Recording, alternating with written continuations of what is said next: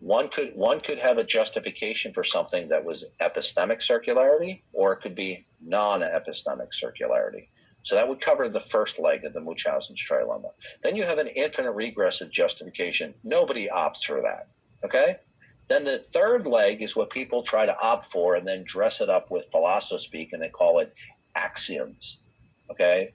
Or a priori beliefs, or properly basic beliefs, okay?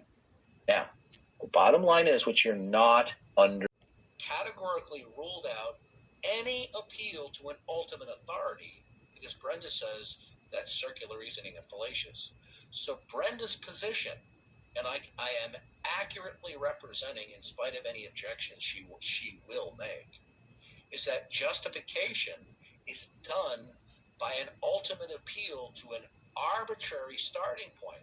Now, giving it philosophical nomenclature by saying it's an a priori truth is just a smokescreen of words of philosophy trying to hide behind an arbitrary starting point. Now, I have a question for you. Sir, I know that you believe that is psychobabble. Do me a favor. Listen, no, I didn't say psychobabble. I said philosophy. You're not going to listen to me. I know you're well-intentioned, and I'm not trying to impugn you, but you're not going to bamboozle me by, using certain philosophy nomenclature such as axioms or a priori statements. It doesn't cut the mustard with me. You can call it a priori on. The bottom line. I keep on repeating this thing over and over again. We both fully acknowledge, and I think I got you to acknowledge before, that at the ground level of all worldviews are unjustified assumptions, except I don't think you're willing to admit that. Is that true? I'm sorry? Is what you just said true? Based on the presuppositions of my worldview, yes. Okay, are your presuppositions true?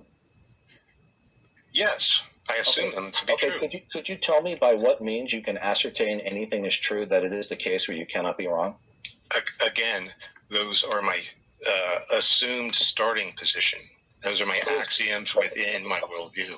Okay, and good. Again, so you just believe that. I'm not gonna. You keep on asking the same question. You just reword the question of how do you justify properly basic beliefs. You simply reword it another way, and I've answered you a number of times. So I'd ask you stop asking the same question by simply. Darth Dawkins has criticized atheists for saying that they have an a priori or a properly basic belief, but Darth's very own philosophical hero, Van Til, said that all men have an a priori.